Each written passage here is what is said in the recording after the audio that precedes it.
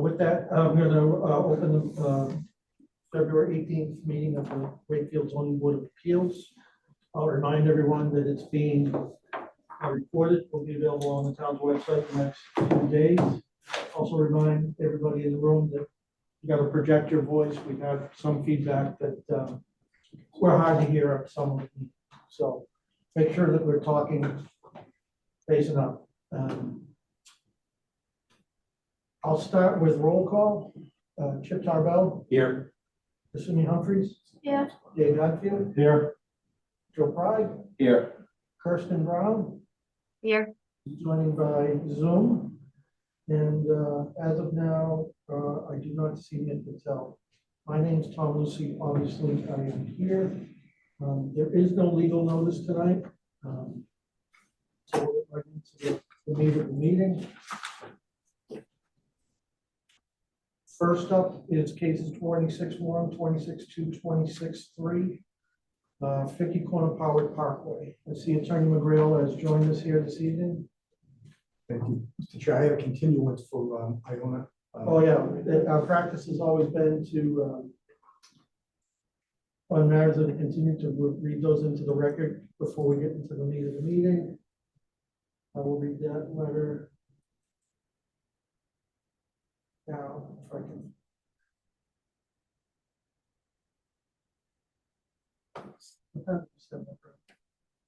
Late afternoon. 37.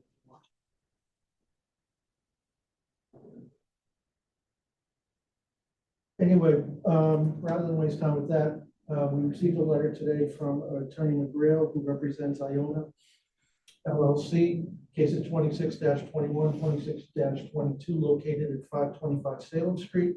They've requested a continuance until what date? The March, I think it's March 11th, the first meeting in March. The first meeting in March. Do you want to add any color to that? Or? Yes, it's you have received a correspondence from the Traffic Advisory Committee finally that Amy received, and we are waiting on a correspondence from the town engineer on drainage, and also a correspondence from Chief Purcell from the fire department, because you were requested that he pipe in after we met with him. I spoke with him this week. He's in the process of compiling that letter back. So I expect that hopefully that should all be done by March 12th. Okay. So with that, looking for any questions, comments? No, I'm just trying to move that we continue the matter of 525 Salem Street to our March 11th, 2026 meeting. I'll second that. Okay, motion's been made, seconded. Any further discussion? Hearing, seeing none. Dave? Yes. Joe? Yes. Chip? Yeah. Assuming Yes. I vote yes too. And before we move on, I'll note that member Mitt Patel has joined us. Welcome, Mitt. Now on to our continued hearings, cases 26-1, 26-2, 26-3, 50 Corner Powered Parkway. Attorney McGrail. Thank you, Mr. Chair, members of the board. Good evening. For the record, Attorney Brian McGrail on behalf of PAC Self-Storage at 50 Corner Power Parkway, the proposed project. Self-storage facility. With me tonight is Chris Capizoli, principal of PAC Self-Storage, who is online. With me in person is Rick Salvo from Engineering Alliance. I'll explain as we go along. Rick is our new site civil engineer on this project. And also joining us online is John Christopher, who is our project superintendent, project manager. Just for some background, we were last before your board in the fall.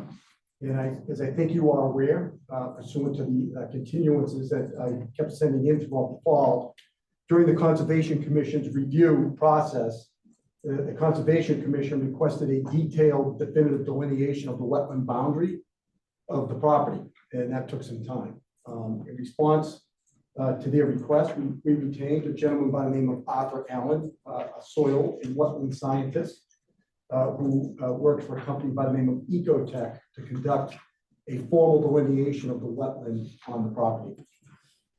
Mr. Allen performed a comprehensive field analysis at the site, and the conservation since has reviewed and confirmed his delineation is accurate. I'd appeared before the commission, gave testimony, explained what he did, and the Conservation Commission has expressed that they're confident in that line, and that is the line for purposes of this project. And that delineation had a meaningful impact on this project. Under the newly established wetland boundary, our originally proposed driveway and parking configuration were positioned directly adjacent to the wetland resource area. Before, they were about 3 feet away, and the wetland line actually came a little bit in towards Quanapao Parkway, according to our. We could have disputed the line, we didn't. You know, we just want to move forward. We can live with the line and work with the Conservation Commission on that line. At the commission's request, based on that line, we have shifted the project to create a minimum of 8 feet of separation from the wetland boundary to our parking area. Before we were 3, I mentioned, they were not ecstatic with 3. And then when the line came in, it made it 0. And they consistently said that they would like us to do, 8 feet. So we were able to shift the property to the right a little bit and make some adjustments. And we've given them the setback from the wetlands that they are looking for. We redesigned the layout to provide, as I mentioned, a more appropriate buffer from the wetland according to the Conservation Commission. We also work collaboratively with the commission to enhance plantings along the wetland. So our landscaping plan has been enhanced, which is part of your submittal, and we'll go over that with you. And it really has more of an impact on the wetlands area in the upland section of the site. We met with the Conservation Commission last evening, and we went over this new revised plan with them, which is the plan that's before you, with the revised landscaping, plantings, and the setbacks that I've just referred to. And they are very pleased with this revised layout. And they're very pleased with the landscape plan. They like the plantings that were selected. So our redesign process has taken longer than we had anticipated due to the circumstances for the wetland delineation time. And then also coupled by the fact that during the whole process, our engineering firm, Hayes Engineering, as you know, ceased operations. So they went out of business effective December 31. Really? Correct. Yeah. Meet Rick. No, I just. Rick says, Yeah. darn. Yeah.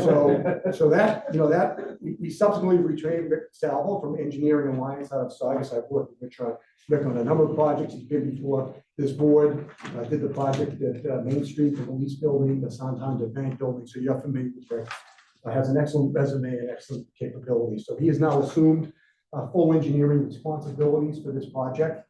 And as you can appreciate, it required some time for him to get through the transition, complete review of materials, transition all of Hayes information over to his system to ensure continuity and accuracy as we move forward. So we appreciate the board's patience throughout this whole process. So what we have submitted to you last week, which is before you tonight, and we'll go through it, is a revised plan set and drawings. The Conservation Commission's requirements are reflected on those drawings, as I just mentioned. And also reflected on those drawings is the thoughtful feedback provided by this board at our previous hearing. The feedback that you gave us as board members when we initially met with you. I'm going to tell you how we incorporated some of your suggestions or concerns into our revised plan. Specifically, there's been a reduction in building height and mass. At your meeting, your prior meeting, board members Kasumi Humphreys and Joe Pry raised concerns regarding the 4-to-4 heights in the overall scale of the building. You suggested that if a story were removed and floor heights were increased, it could result in a better project for the inside for maneuverability. So we carefully studied that suggestion, and our team actually ultimately agreed with that assessment. So as a result, we have eliminated 1 full story of the building.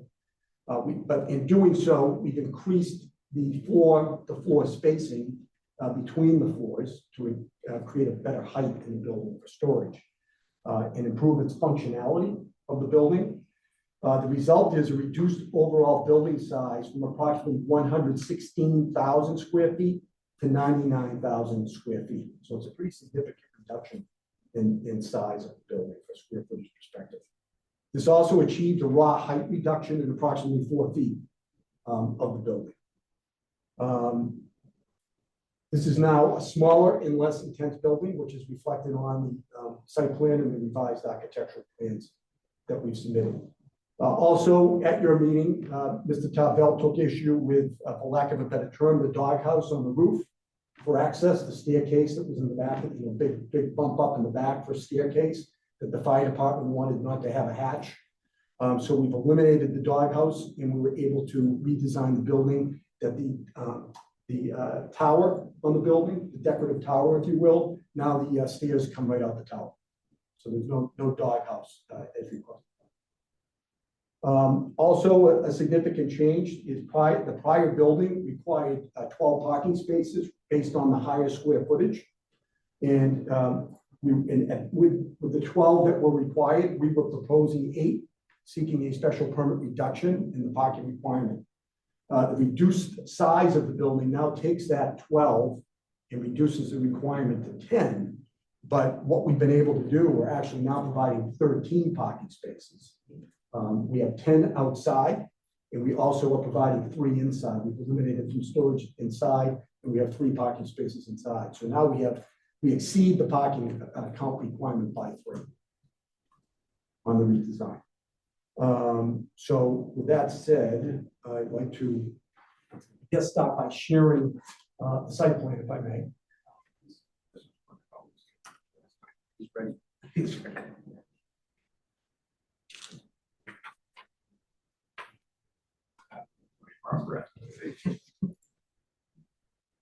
Dual computers, I see that. There you go. There we go. Gold star. So I think the best, I think sheet 4 is the best to kind of show how this. Here we go. Let me just do 4. Okay. Perfect. Yeah. So what we're able to do is in this area, let me go up a bit more.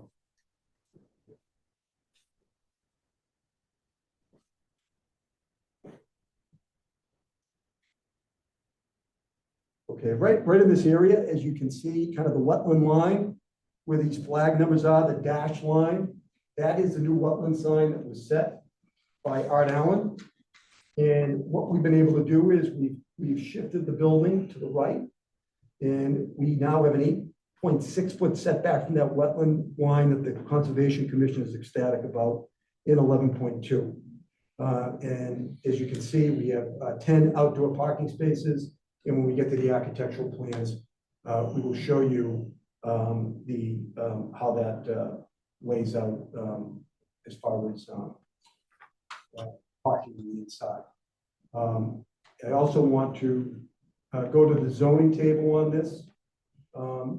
It really, actually, as far as zoning setbacks requirements go and dimensional requirements, it's actually had a beneficial impact because we'll go through the table, but the front yard setback is 50. We're at 166. That hasn't changed. The side yard setback of 20 feet, and that's the area down here. Before that was 10, and because of the shift, we've been able to bring that to 16, more in compliance. The rear yard setback requirement in this district is 20. We're at 117. Minimum frontage width requirements are not even close. Minimum lot area is 40,000 square feet in the limited business district. We have 198,000 square feet. The floor area ratio, 1.25 is allowed. Before, with the larger building, our FAR was 0.6, well within compliance, but now we're even lower. We're at 0.5 because of the reduction in the mass of the building. The building height, the raw height of the building comes out to be 44 feet if you just put it on a table, but because of our bylaw, Rick has gone through this in detail, and our height calculation under the zoning bylaw is 48.35. And we submitted some information on how he's come to that calculation, but it's underneath the 50-foot requirement. We went over these, as you may recall, comparing it to other properties in the area, and we're well within range, better than most. Max building coverage is 40% in this district, and 12.7% is what we have, not even close to the requirement. Minimum open area required is 30%, and we have 79.9%. So really, the only nonconformity we have is a setback of 4 feet, and, you know, it's a special permit request, as you know, and it's certainly justified, I think. And I think, you know, my assumption, Mr. Chair, is the requirements of the special permits is something that the board will get into at a later meeting, but we feel that it's very defensible based on the shape of the lot, et cetera. But we'll get into that at a later time. Yeah, when we get the stormwater report, when we get everything in, then at that point in time. That's what I would figure, yeah. So as you can see, with the plan, the entire project has been shifted away from the resource area, the wetland area, which created the 8-foot setback. I also want to touch on the plantings. Scroll to that sheet. The plan set we gave you has a landscape plan. And here we go. And we did not. So if you look at the top left, this planting schedule, that really relates to the open area down here, which we haven't changed. But pursuant to the request of the Conservation Commission, what we did is we had a selection of species recommended by Art Allen, our wetland scientist. And he worked in conjunction with Jim Emanuel, who you're familiar with, our landscape architect, to ensure ecological appropriateness and enhancement of the wetland area. So what we're proposing is in this area back here, which is now grass, that's going to be a wetland restoration area with significant plantings. We have like 23 trees that we're putting back there and some shrubs. The Conservation Commission went over this in detail last night. They're very happy with the selection of plantings that Art has proposed in this area. And, you know, I also want to say that previously we expressed, you know, a willingness to engage collaboratively with the board regarding landscape details. And we remain fully open to that dialogue, and we welcome any suggestions or refinements to, in particular, you know, the open area to the left of the site as you face it from Quanapao Parkway. And also is an enhancement to the wetlands and to the sensitive area, you know, Lake Quanapao. Through the conservation process, my client has agreed. We recognized when Art was out there, he recognized that the site does contain invasive wetland species. There's something by the name of Phragmites and glossy buckthorn, which are on the property, which are not good because they just kind of take over a wetland area. So as part of the project, in coordination with the Conservation Commission, an invasive species remediation plan will be implemented on the site. And this will provide an opportunity not to only build responsibly, but improve the ecological system in the condition of the site. So that's something that we will be working with the Conservation Commission on. And then, as we mentioned, the revised stormwater management report is currently being finalized by Rick to reflect the updated site layout, building footprint. Once that's completed, it will obviously be submitted to your board for review, and I'm sure you'll probably want to hear from the town engineer on that. We have kept our hearing at the Conservation Commission open because in case anything is subject to change here or any comments or changes that your board wants, you know, I think the commission, you know, kind of said to us last night, where do you want us to go? And we said, we'd like you to keep the hearing open because we're in a process with the zoning board. And if they require a change, we want to be able to come back to you with that change to make sure, as you know, that the projects remain in sync at both this board and the commission. As far as lighting goes, that's an open issue. And we had some discussion on that. So the lighting plan is still being revised. Mr. Talbell made a comment at the meeting that he wants the site to be dark sky compliant to minimize glare and prevent any site spillover. So we're aware of that. I'd like to share the architectural plans if I can for a minute. Mr. Chair, and Christine Walsh, our architect, is Brian, online. can you go back to the landscape? Is that your landscape plan right there? Yeah, I've got it. Let me shrink it down, Chip, so you can. I want to just see, so that's your restoration. Yes, Where's your, our table for the yeah, up in the left hand? yeah, here it comes. You blow it up. Is that big enough, Chip? No bigger. No, so yeah, you've gone to the 2. So I'm trying to figure out, like, you've gone to 2.5 to 3 on everything but the red bud. I don't know why that is.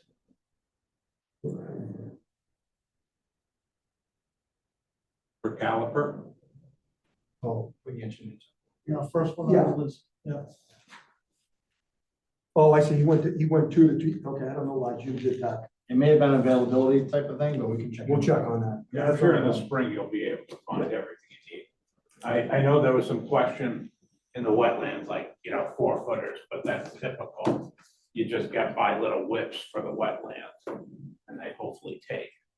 But Yeah, you're saying that should be 2.5. yeah, he did 2.5 to 3 on everything else. Yep. I think that was just probably a He probably mistake. just missed it. And then, I also think the aprovites are a little undersized. I think we should be 7 to 8s, not 6 to 7s.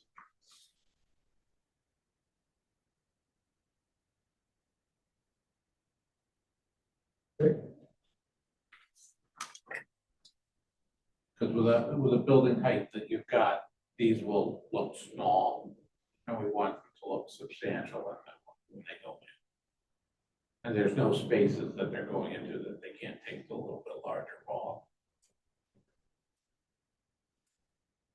And that plan schedules for the restoration area and, That plan schedule is for the open space area, and I'm gonna shift Well, there over. are 2.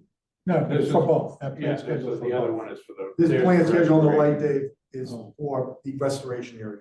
There are 2 separate ones. Scroll. Okay, sorry. Here we go.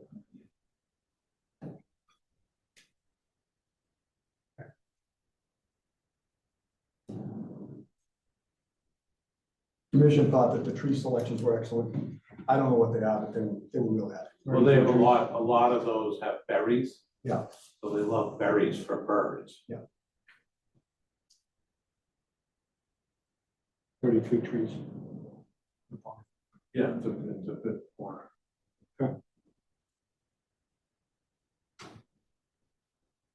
Just before we get to anyone else, just on the Concon, we're gonna want, if we proceed to that point where we're going to make a decision, we're gonna want that closed out.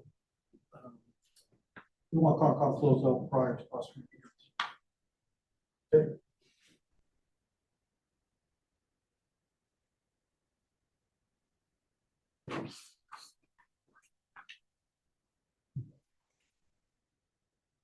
All right, board members, any questions, comments? It's a good catch up. It's been a while. Yeah, I'd like to just show you the architectural plans if I can. Is that okay, Mr. Chair? Yeah, is everyone set on what we've seen so far? Thank you, yeah. Yeah, there's some highlights on it. Chip caught what I was gonna say, so. I'm sure. He does that. I was ready, I was, I don't worry about the granite curve or the 3 inch down. That's always come.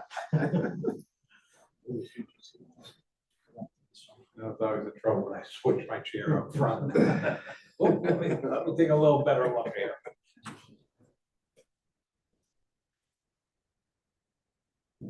So this is, the building hasn't changed really, it's just got a little bit shorter. As I mentioned, if you kind of put it on the table and you measure it, it's 40 feet high, 44 feet. So it's, kind of approximately the last 4 feet in height, if you look at what was before, what's now on the flat table. But the design hasn't changed. We've got rid of the doghouse that was up in the back area here. So now the staircase will come out the tower for the fire. But what's that? There is a bump there, Brian. What's that? Elevator, Chuck. That's the elevator? Yep. Okay. In the middle. Yeah, you do need that. And these are just the elevations. I do have a rendering that I'll share. We're able to get, what, half the time you wait to see. No, and I think, when you're at the correct angle, you won't see that. so you've seen this before. We also have the roof plan. So this kind of shows you where those elevators are in the middle of the roof. Before the doghouse was back here. We are making this solar array, solar ready, as we talked about. Sense? I just want to show you now the perfect points.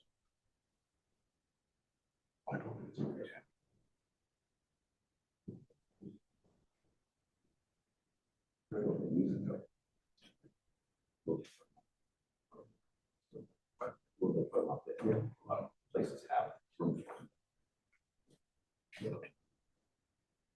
No, electricity that's used to be a climate controlled spot. That So this is an updated rendering with the correct massing of the now size of the building.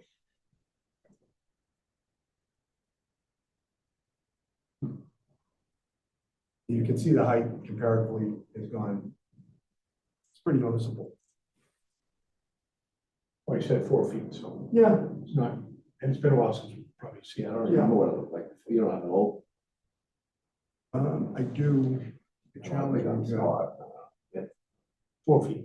So they knocked off a story, but increased the space between. floors. Correct. And that's, you wouldn't. I'm not gonna hold you, I'm not gonna trust it. Yeah, it's not. Yeah, this book is called. But the outside, all the brick and the materials are pretty much the same. Correct. We'll provide, material, the final material sheet. Yep, this is what was in everybody's packet on Friday. Yeah. Brian, do we know what the comparison of this building compared to the building next door is? Height wise? Yeah, we had done a concept plan.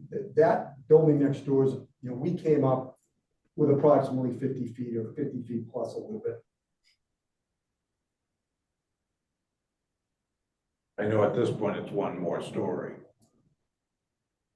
We talked about, we did a context study, so we I got. just can't remember, I can't remember what it was. Or can I remember what I had for breakfast? All right, board members So- online, any questions, comments from Kirsten, Mitt?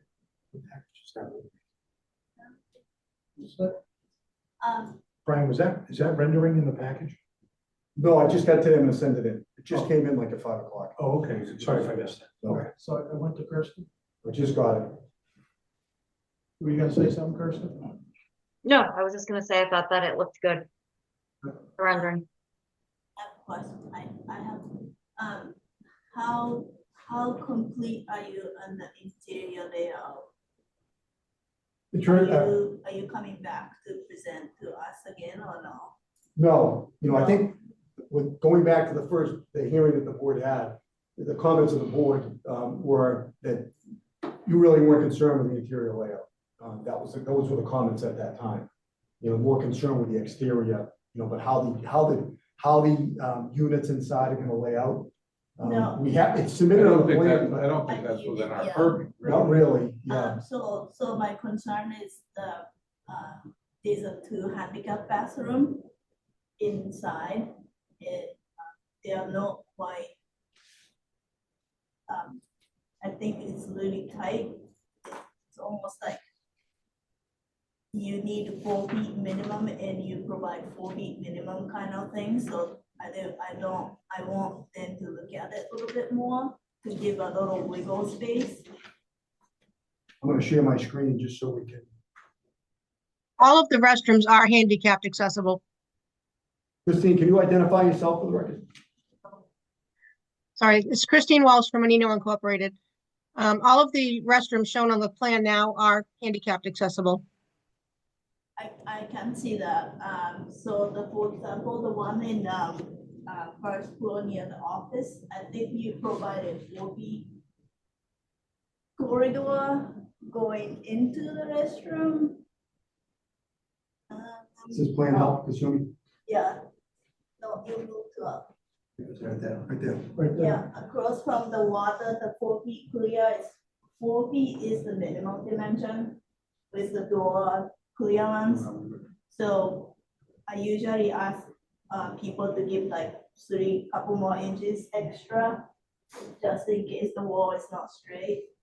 I know it is, I see that you have, the inside of the restroom is handicap accessible size, but something like that.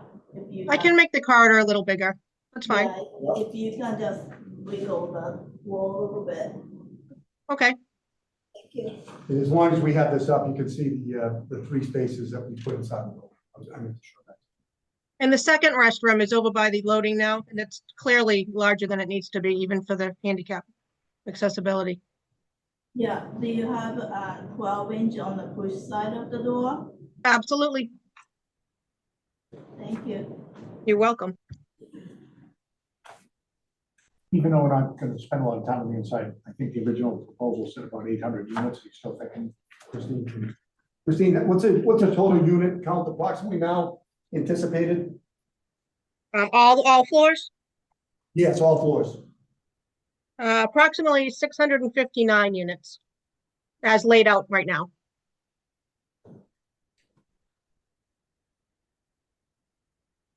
Okay, so a reduction in number of units too. Yeah, Correct. That's just good to know.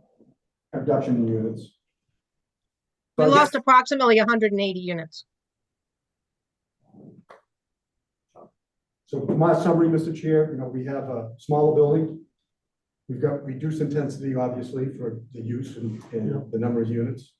We've got increased and compliant excessive parking. We've got a greater separation from the wetlands. We have ecological enhancements on the site. And we have a collaboration with the Conservation Commission and this board to keep working forward and to get the project right. So, we truly believe that we have presented meaningfully improved and responsive changes, and we welcome more guidance from your board. Okay, thank you.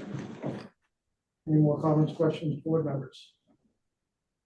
Yeah, I mean, I like the design. At this point, it would just be a real question of materials and surfaces and stuff like that for me. Like, is the tower real wood or is it panels or what is it? Materials. Oh, you want to hear from Christine on that tonight, or is that something that? That's up to the chair. I think we got. I think we could tonight probably was a have a reset, full right, run on yeah. that. Because I'd want to know, it looks like there's a couple really big vent panels, what do those really look like? Yeah. There's a lot of exterior. You want to focus on that? Yeah, focus on all of it it doesn't need necessarily to be a whole meeting, but just on that, and then run through for me, it would be to run through all of the details on the design, exterior, so we know what we're getting, no flashing lights, things like that. Say you're still working on site civil, so Stormwater. stormwater, but so like we haven't really gone through the site details, right? Right. So it's still to be done. On drainage, et cetera. Okay, yeah. And somewhere in there, I just not seeing it.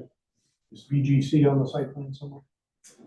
Said, for vertical. Granite Granite, Yeah. We have granite curbs out. P, Okay, it said PVGC. okay, Like vertical. okay. Yeah.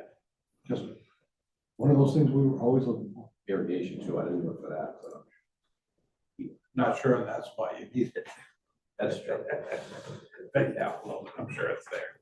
Yeah, we got to dive in a little bit more tonight. I'm just looking to get a reset because it's been so long since. Just see what the changes were. Get on here with Concon. is up to. But feel free, I'm taking notes. So site civil, we'll get into stormwater management, Right. lighting, and we'll go over architecturals, a little bit more detail, Yeah. materials relative to that. And some operations of the site, right? The usual O&M kind of stuff. Yeah, the Conservation Commission is interested in that too, because they don't want any, dumping of snow in the wetlands. So they're cognizant of that. That's on their radar. They mentioned this to be a non-salt area or not? No. Not that they won't, but they haven't yet. No, but I don't remember them doing that for Cabot Wharf either. Don't know. That'd be different on that. They did for us. Just- You were right by the street. Right. Oh, that's why. All right, So we get so, to quantify anything else, board members, because I do see people online, so if we're done here. If there's any members of the public who would like to be recognized, please use the raise hand function in Zoom. See a couple, Sean Smith, please go ahead. Good evening, board members. Sean Smith, RJ Kelly Company, owners at 100 Quantapowhat next door. Obviously, we have some more detail in, especially the site civil and stormwater that we're waiting on. I'm just wondering what the process will be for the development of this mass with respect to third-party review or anticipated internal review with the town.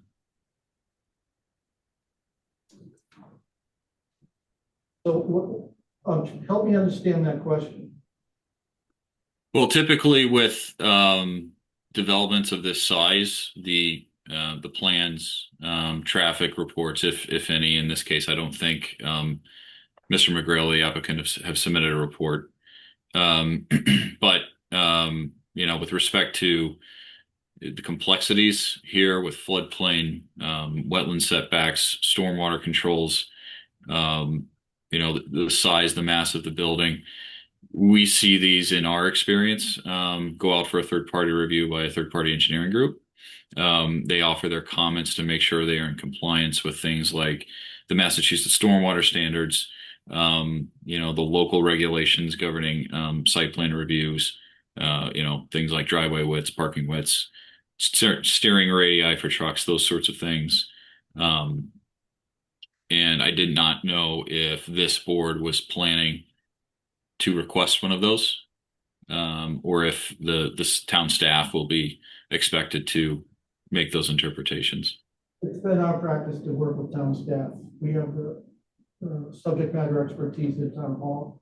They work very closely with us. We get memos and recommendations from those departments that if conditions are warranted, if something is approved, we then condition approvals or deny the request or deny the application based on concerns from those departments. So all those things are done within the town. Okay, so no third-party review. Okay. And I think a secondary question to that is, will the applicant be presenting their interpretations of the general regulations and the standards for meeting their special permit criteria at subsequent meetings? Correct. I don't know if you heard. We're new. I am having trouble hearing. I apologize. Yeah, we're new to this room, trying to get back to a little bit more. But we did talk about Sure. going to special permit standards at a future meeting. Okay. But what we wanted to do, because we didn't have the stormwater report, we want to go over site civil architecture, all those things first, and then reach a point where we have all the evidence gathered, and then we'll go over the criteria for the special permit. Of course. Yeah. And I'm reserving comment until obviously we have full documents as well. So that sounds prudent to me. So I appreciate the comments and answers to my questions on process, and I look forward to seeing what the applicant and Mr. McGrail produce. Thank you. Thank you for attending. Anybody else?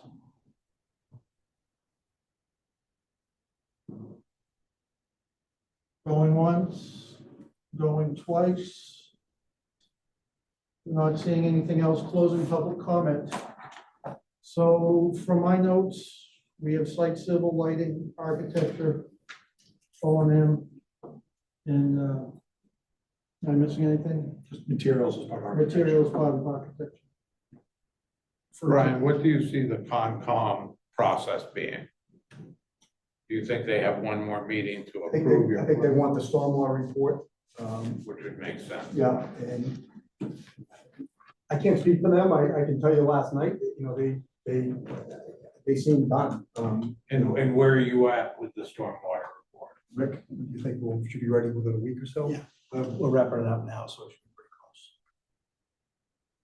So we'll put you on for the first meeting in March. Yeah, the only thing I did want to, on the record, my notes say there was a discussion that you do not want us to go to traffic advisory. You did not deem it necessary for a traffic. No, we made that clear at the beginning. That's what I Yeah, thought. I mean, 12 parking spaces, pretty benign use. But the stormwater, just to be clear, from your report to be submitted to the engineering department for their review. Correct. Okay, so we may not have that by March 11th. If we don't, we'll continue. Right. Yeah. Well, We cover or- all matters. or- We cover or- everything. Well, yeah, you're right. We'll be architecture. back on other, we can deal with architecture. and- Yeah, Right. Yeah, just to be clear. just to keep things moving. Yes. Okay. Yeah, until we In get the my memo opinion. from the town engineering department, we're not ready to talk about it. Right. No, per the comments that were raised, because they want to, we'll set expectations, that report, we're not probably gonna cover it at the next meeting. No, not like, we'll do other things. But, okay. I'm good. Mr. I think Chair. between the other ones, I think we got enough, a little bit more of an update to do. So continue to March 11th, Brian? Yes, please. Mr. Chair? Yep. I move that we continue the matter at 50 Quantipower Parkway to our March 11th, 2026 meeting. Seconded. Motion's been made and seconded to continue to March 11th. Any further discussion? Seeing, hearing none. Dave, Yes? Joe, Yes. Chip, Yes, Kasumi. Yes, I vote yes, matters continued to March 11th. All right, next up on the agenda. Moving to other matters, 101 and 201 Edgewater Drive pre-application meeting. Thank you, Mr. McGrail. Yep, we're gonna let Mr. Salvo out.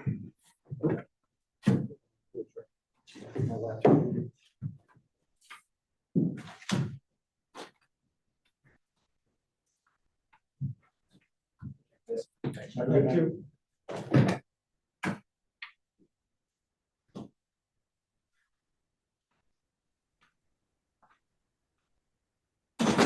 Thank you, Mr. Chair. For the record, Attorney Brian McGrail on behalf of Lincoln Property Company.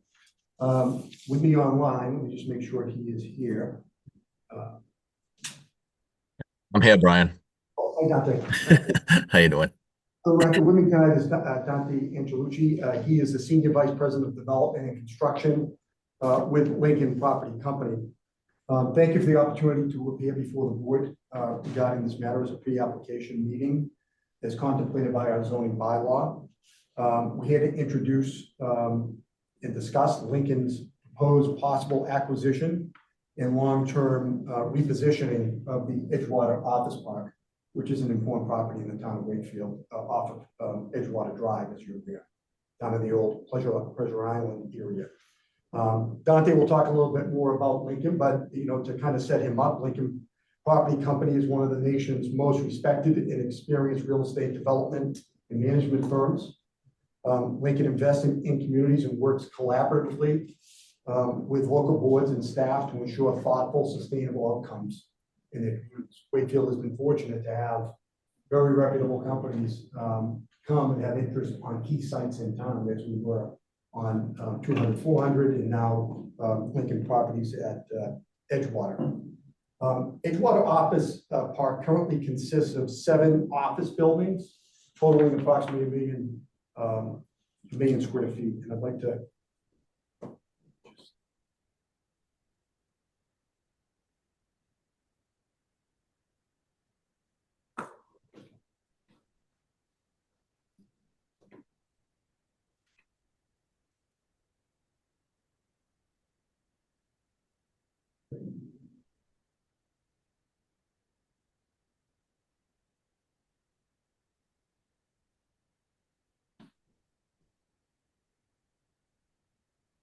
Okay, I'm going to scratch that because we're going to do a presentation with Dante. But in any event, there's 7 buildings there. On Edgewater, 7 very large office buildings. You're probably familiar with it. You've been down there, I'm sure, plenty of times. As I mentioned, it's approximately 1 million square feet of office space. Like many suburban office parks across the country, the property has experienced occupancy challenges, especially since COVID-19, the pandemic. And the shift to hybrid or remote work has fundamentally changed office demand. A large corporate users have reduced footprints, there's vacancy rates, and suburban office environments vacancies remain elevated compared to the pre-pandemic levels. So it's a national trend that we're seeing as far as these vacancy rates. It's nothing unique to Wakefield. It's happening everywhere. And currently, across the country, it's become increasingly common to evaluate the strategic transition of office space into residential mixed-use developments. And this adaptive reuse approach has positive effects. It addresses sustained office vacancies. It responds to market demand. It creates opportunities for housing production, and it supports remaining office tenants through consolidation with full buildings. So what we believe Edgewater presents this opportunity, and what Dante will talk to you about, there's 7 buildings there. Their proposal is to convert 2 of them, 2 of the less desirable office buildings at the entrance of the park, just those 2 properties to residential use, and maintain the remaining 5 as office. It will, as I mentioned, hit the goals or the opportunities that I just talked about. Will also allow an opportunity to fill up those other big buildings that have some vacancies by taking those tenants in the 2 buildings that will become residential and shifting them over to fill up those 2 buildings. So it will really result in a consolidation. The approach supports an economic and long-term property stability, and it also supports tax base in the town to maintain the value of that office park, because office buildings are their value when appraisal and assessed value is determined based on occupancy and vacancy. And so the fuller they are, the more they're worth, the higher the tax base for the town. We've had coordination to this point, so you know, with administrative staff. We've had a meeting with administrative staff on this, with police, fire, engineering, town administrator, community development, planning, just on a very, high 30,000-foot level, looking down just to discuss this possibility. Certainly nobody's endorsed the concept, but we've started the idea, and they're not against it, but we have presented to them in order to get more information. So, because right now, Lincoln is in the information gathering, they're doing their due diligence on the feasibility of this. So we, in meeting with them, we've obtained existing utility capacity, traffic and access conditions to look at, stormwater infrastructure, so we know what we're dealing with, public safety considerations with, police, fire, and also any other, known constraints and limitations. So they've been kind enough to put information together so our team can look at it and evaluate.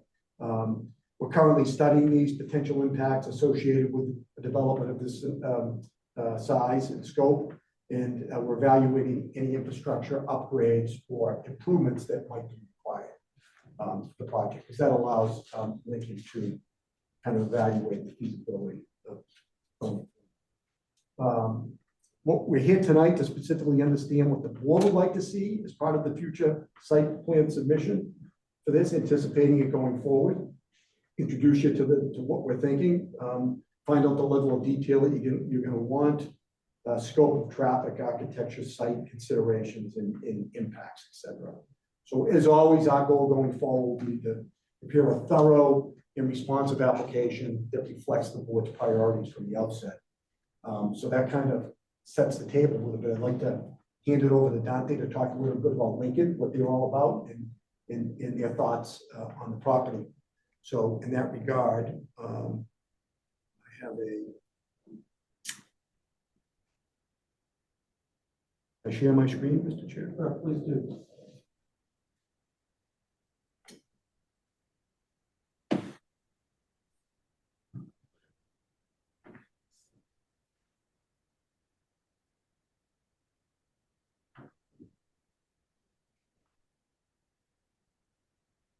Great. Dante, you there?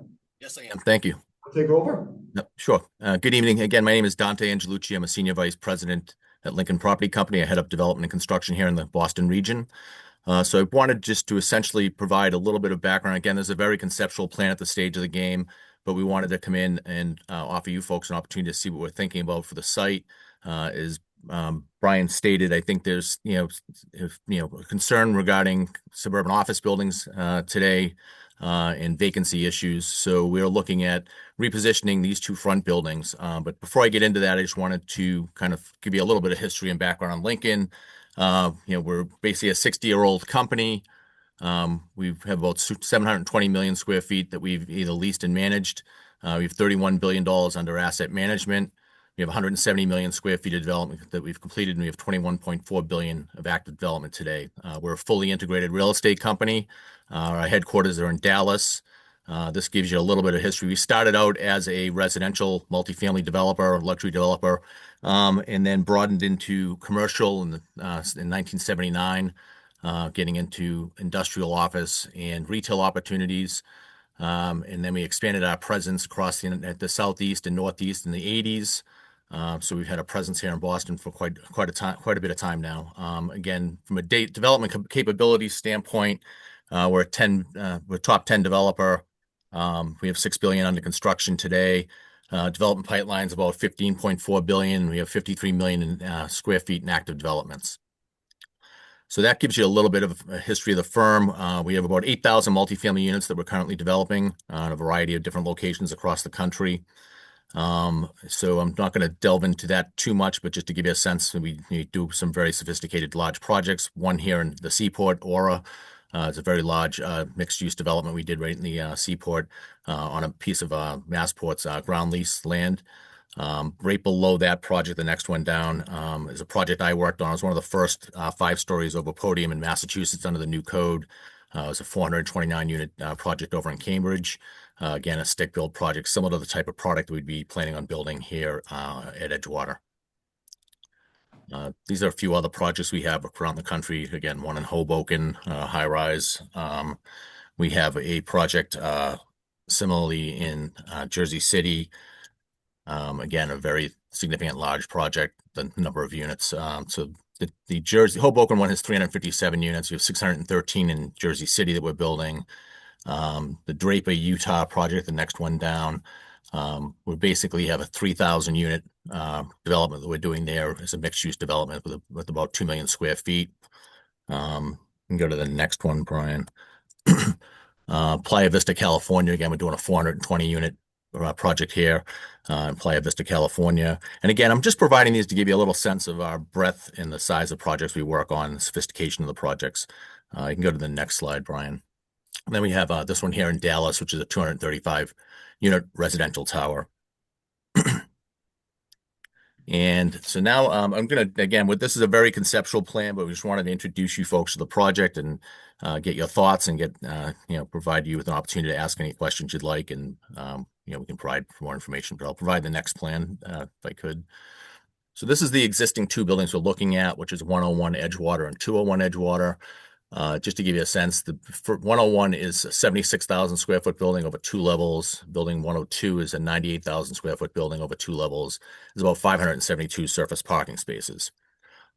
So again, we're looking at potentially, taking tenants in these buildings, relocating them to less occupied buildings on the campus, creating vacancies, complete vacancy in these buildings, demolishing the buildings, and then rebuilding them with residential on the campus.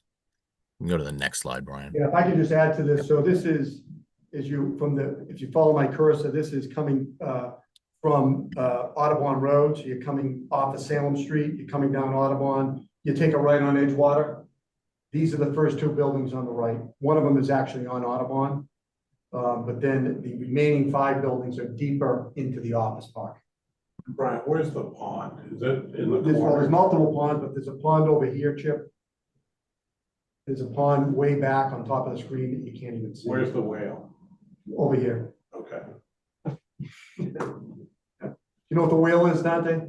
I've not heard the terminology of the whale. You gotta find out about Pleasure Island. Okay. Counties know the whale. It's not terminology, it's a whale. It's the old Pleasure Island whale that was in the. Oh, all right. I know what you're talking about. Yes. What we did. Great.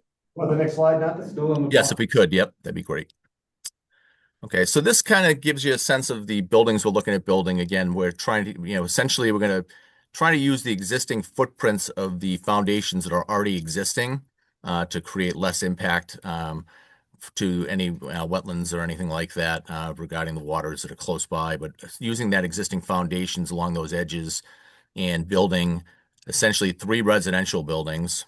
The first one would be 5 levels with 165,000 gross square feet. It's 153 units. Building B has 5 levels, 88,000 square feet, a total of 81 units. And then building C, which is 5 levels, a total of 182,000 square feet, 167 units. So, and then we have an amenities building we're doing separately, parcel D. And the reason we're doing that is it's really to create a sense of arrival to the campus. Right now, you kind of come upon the campus, and you're essentially encountering a parking area. And, the office buildings in the distance. By putting this building, we feel it really kind of creates a focal point when you enter the campus, that would be beneficial to both, the residents and potentially the office users on the campus. And we're looking at doing that as a two-story building, roughly 14,000 square feet. That's the concept at this point. Again, we'd have shared parking, on the campus, for these residential uses. Go to the next slide, Brian. This is a good So these, again, are the existing buildings. You can see we're essentially, again, trying to utilize the existing foundations not to cause any disruption, beyond the footprints of the building.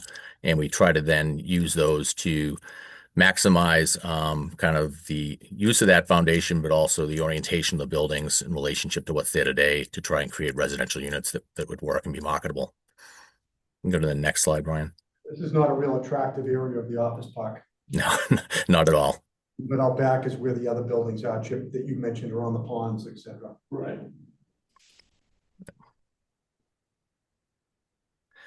So again, this is a massing diagram. So we're looking at 401 units. Right now, again, the program is just showing us 60% of one beds, 40% two bed units in the facility.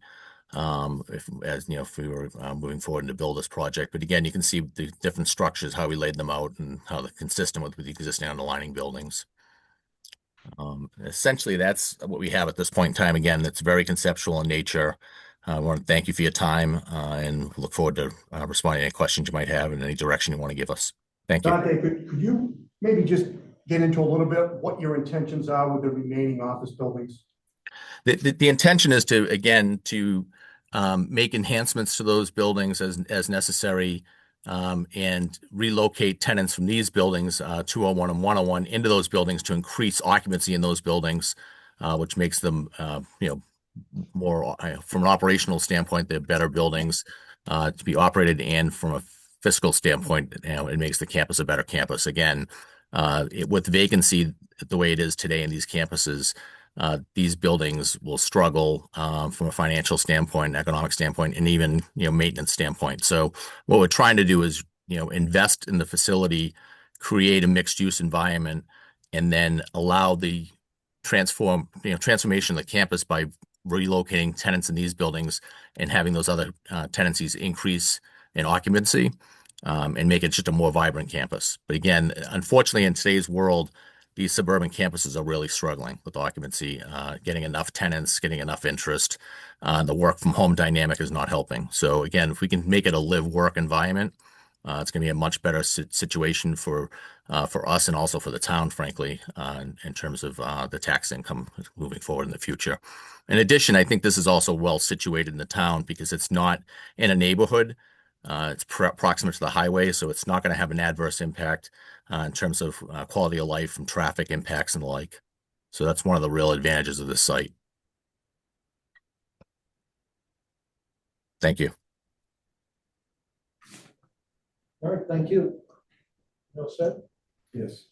Happy to answer any questions. Sure, open up to members Yeah, of the board. I'm happy to share my thoughts. Brian, is this apartment or condos? Apartment, right, Dante? Apartments, correct.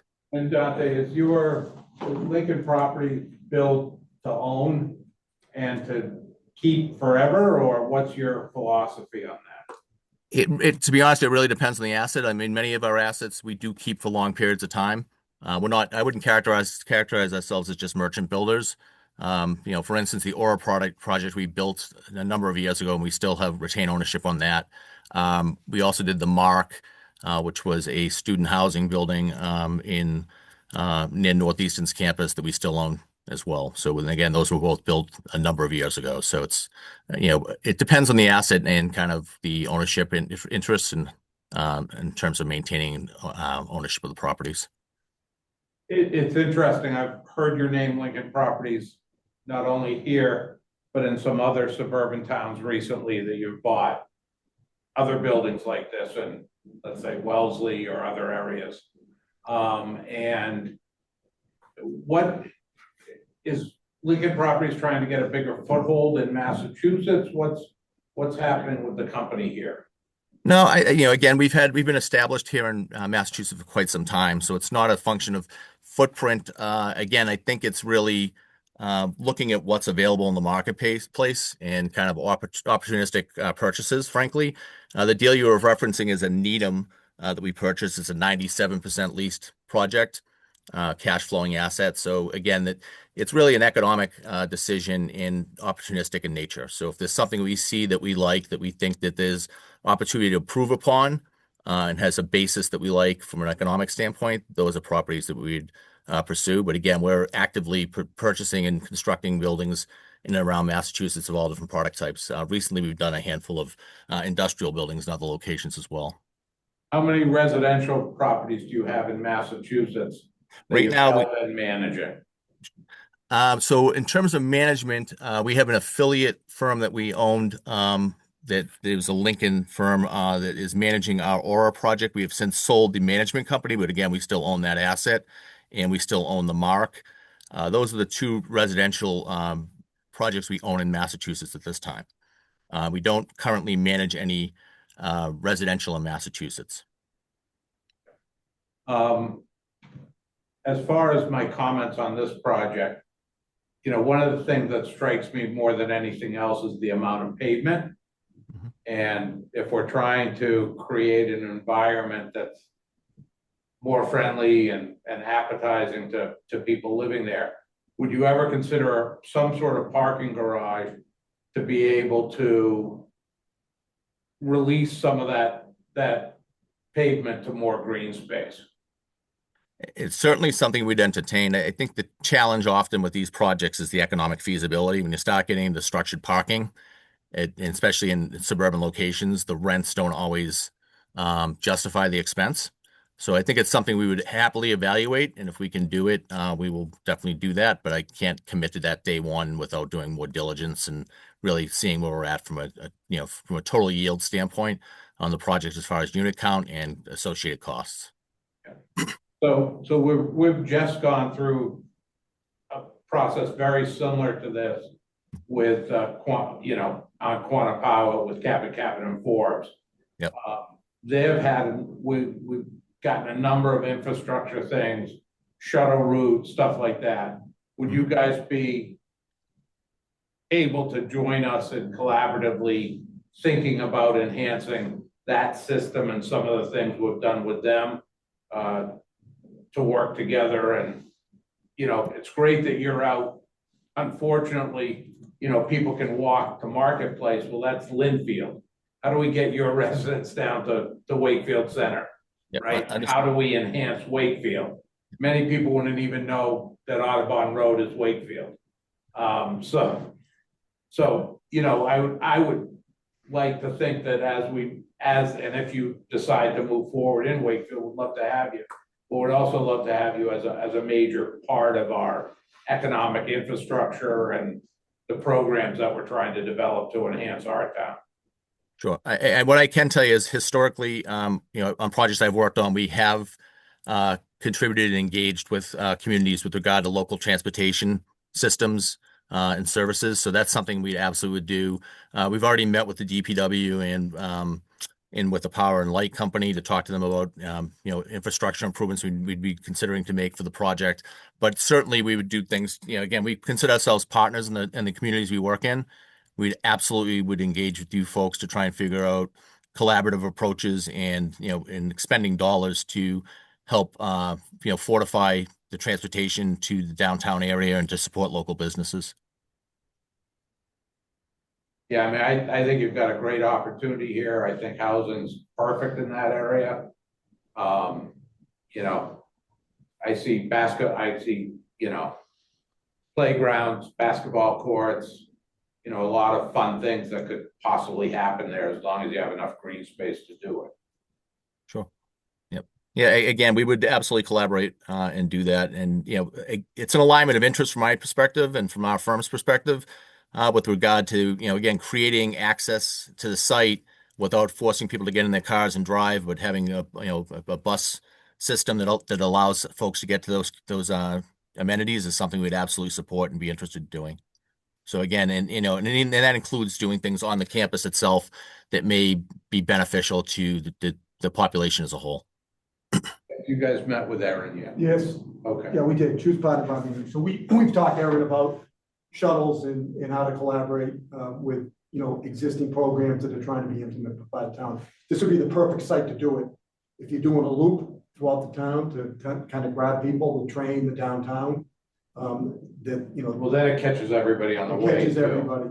Yeah, yeah. And the other thing I just Then want you to got point two out anchors. that, if this were 401 units under the inclusionary zoning, 72 would be affordable units. So this is a project on the outskirts of town that can have a tremendous dynamic impact on our subsidized housing inventory to get us to that 10% that we're almost at. This might put us over the top. Don't know if it will, but it's going to be a big chunk of it. So that's something we can look at moving forward too. Yeah, it is good to have the affordable housing, but with these ADUs, I don't know if we're ever gonna get there. I'm skeptical. We're gonna reach 10%. You're chasing the tail, Tom. I think, yeah. The goalposts keep changing. So unless the state changes it to the ADUs aren't on count, so it's housing units, I'm not sure where we get Do you want your soapbox? Do you want me to? Take it over. there. Anybody else? I have a quick question on, Dante, Joe Pride here. On the foundation, you said you were gonna reuse them. Have you done any research? Do you know that you're gonna reuse them, or is that just a guess? Right now, it's the plan. We have to do some diligence, obviously, on that. The firm that did the design had actually looked at this with another firm in terms of future development opportunities. So they did do some investigation, but I think we need to verify the structural loads and things of that nature to make sure that we can, in fact, do that. That's the goal at this point. Hopefully, we will be able to achieve that. Again, the weight of a wood frame structure is obviously going to be less than an existing masonry building, so we're just going to have to evaluate that. And if we have to supplement it in some way, we will certainly do that. But again, the goal is to have the least amount of impact as we possibly can. Is it podium, first floor concrete steel, and then 5 floors of wood, or all wood? It's going to be all wood, surface parked at this point. That's the plan. All right, one more question. I noticed you had no 3 bedrooms on there. Is that by design? That was a concept plan we put together with the architect. I don't think that we've necessarily evaluated it yet enough to figure out whether or not that's something we want to accommodate or not. Again, I think we have to spend some time looking at it with the architects and with our investment team to take a look and see whether or not that's something we can consider. I think that's it. Other than, have you done any research on children? Or you think you're going to be bringing in a lot of? You probably won't bring a lot of children with the 1 bedroom, but the 2 bedroom may bring a few, or I mean, just think about the school system says. Yeah. Again, I worked on I permitted Westwood Station with actually Jay Doherty, and CCNF was on the other side of it. I represented the town. We had some folks take a look at that from a statistical analysis standpoint, and we will certainly dig into that and make sure that we feel that the unit mix won't have a huge impact on the school systems. Again, that's the issue you get in with the 3 beds too. You get more bigger family situations with more kids. So that's something we will definitely look at and consider and work with you folks. Dog park, 2? I'm just throwing it out there. I mean, No, outdoor amenity space, for sure. You get, seems like you have the space for it. So in addition to the building, what else can you do outside? Plenty of time to research that and figure out what's possible. Yeah, I mean, everybody talks about a residential park, yet right now you look at it, you got buildings and asphalt. So I think you need to increase green space somehow in order to call it a park. Sitting areas, walking areas, grills, whatever, outdoor space for the residents. Absolutely. You got some real estate here. Well, I think that can be incorporated into the office park as well, because that office park is a recreational area. People walk it. I mean, the walking paths around the buildings with the ponds. A lot of people, that's the whole, I think it could be part of the campus concept theme. It doesn't have, it doesn't need to be isolated office residential. There can be cohesiveness between the two. I think that's what the goal is, right, Dante? Yes. Yeah. I think we'd want to integrate it. Again, we want to make it a work play type environment. So work, live, play. So I think that all of those things would work collaboratively together, but, and pathways, I think it makes a lot of sense. So yes, that's something we'd absolutely entertain and provide. You'll find there's a lot of people that work in that park. It's a big park, will live in those apartments. Why not? They get relocated to this area to work. Where they're gonna live, they can walk to work. So Is Concom involved? Would they be involved they too? would be involved. Okay. So there'll be discussions there too. But I would say in general, just usual package, right? That's what we want to know. Site civil, site plan review, architectural, traffic. I think traffic is warranted in this situation. What type of relief is needed? Special permit. But again, to be determined, right? If they Yeah. believe dimensionally, Might need some parking. parking relief, depending, where we are on numbers, et cetera. There's gonna be there'll probably be some shared parking between the office and the residential, because the offices aren't there at night, so we might have some opportunity to do that. Yeah, Um, anything to add more green space, I think these guys have hit right on the head for me. It shouldn't be an asphalt jungle type of thing. So that would be my big thing. I mean, if you got to reduce the number of units to do it, then do that, or find a creative way to take care of the parking, so it's not all right there. But conceptually, Sounds interesting. Yeah. When do you think I you think might it be, could be terrific. when do you think you might be applying? that's a question. A few months? I mean, like. Dante, what's your time schedule? The board is asking when you might be. Again, so right now we're going to, part of the issue with this is we also have kind of the relocation of existing tenants. So we have to kind of work through the existing leases. We're just digging into that through our diligence period. So realistically, again, I think that, we are going to go through the diligence for the next, couple of months. I think at that point, we'll have a better understanding of exactly what the tenancy looks like and who we can relocate and how fast. But my expectation would be we would try and get in there sometime late spring, early summer to try and, again, come back in with something that's a little bit more robust as far as a plan to have further discussion. So again, I think that in terms of starting in earnest, I would say it's probably sometime this summer or this fall in terms of application. Dante, are you- It'll take 6-9 months, it'll take months to get through. Yeah. All our discussions, and detailed stuff, as you know, so just getting the ball rolling. Are you allowed to tell us when your due diligence is up? I don't know that I can. They said I'm not. They Okay, made a that's- confidentiality agreement signed. I'm not privy to whether or not that was, so I'd prefer not to. No problem. Sorry. I asked it the way I did. He's on. Thank you. All right, we got Mid online trying to weigh in. So Mid, go ahead. Yeah, sorry, I just had one question. So there are two current buildings, and did I interpret it correctly that you're redeveloping that and you're also building two brand new buildings, if I saw that correctly on the plan right now? Essentially, there's 4 new buildings. There's an amenities building out in front, and then we're hopefully taking the existing foundations closest to the pond side and utilizing that. But it's going to be 3 buildings in the 2 building footprints, and then a 4th building out in the parking lot. Excuse me. Oh, yeah. That makes sense. Thank you. You're welcome. All right, Kirsten, anything?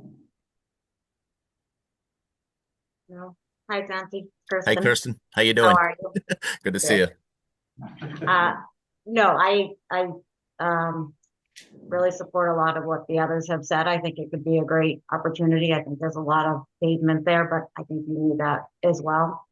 And the ability to add amenities and to support Wakefield. So a lot of what they have said, I support, and I wish you luck in the due diligence period.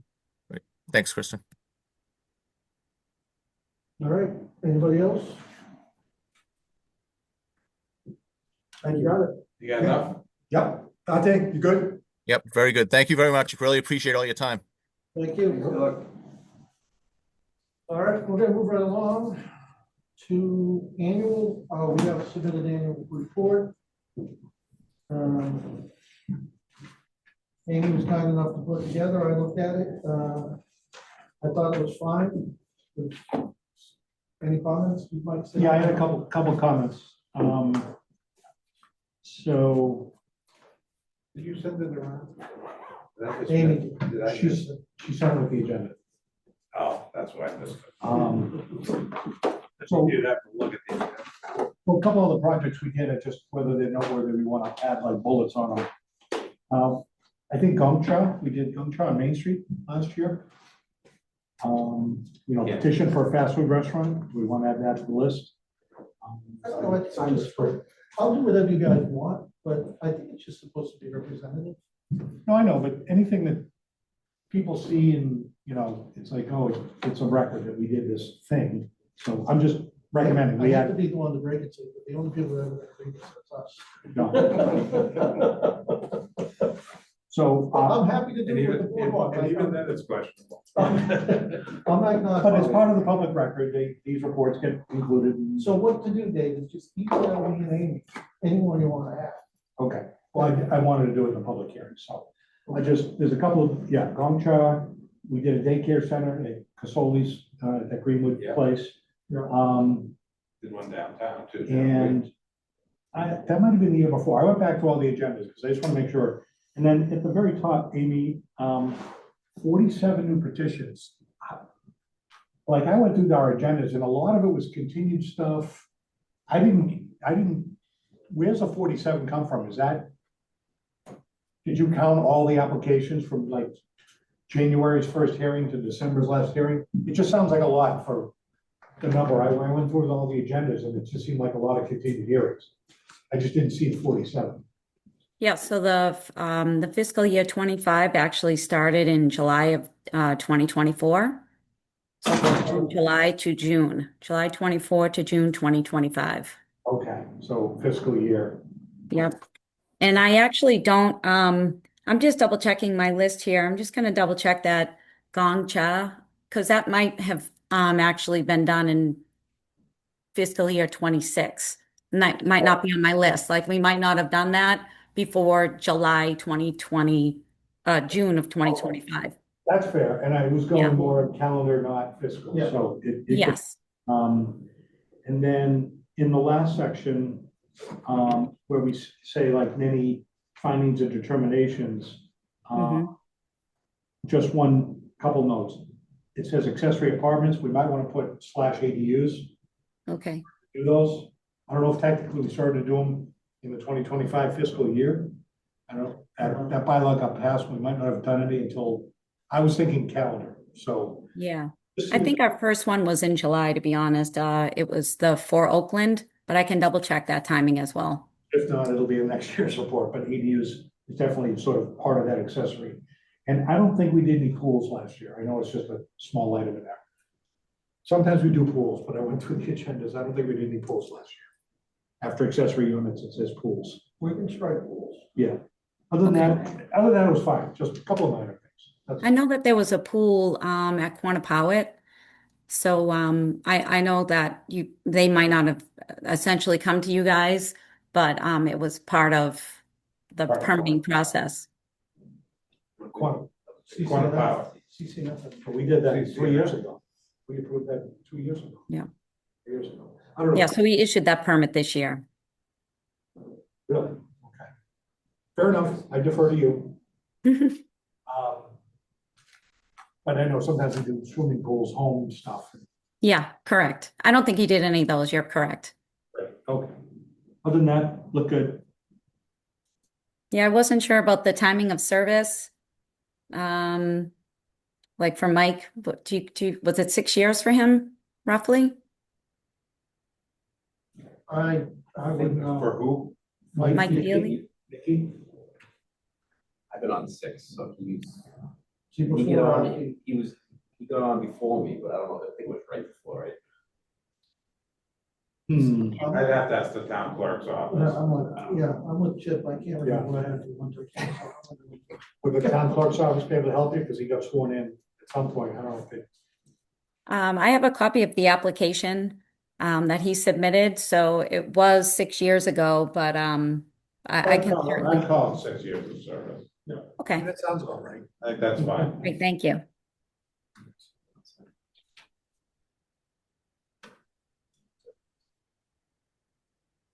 It's ready to be adjourned. Thanks for putting that together, Amy. Thank you, Looks Amy. good. Thank you. You're welcome.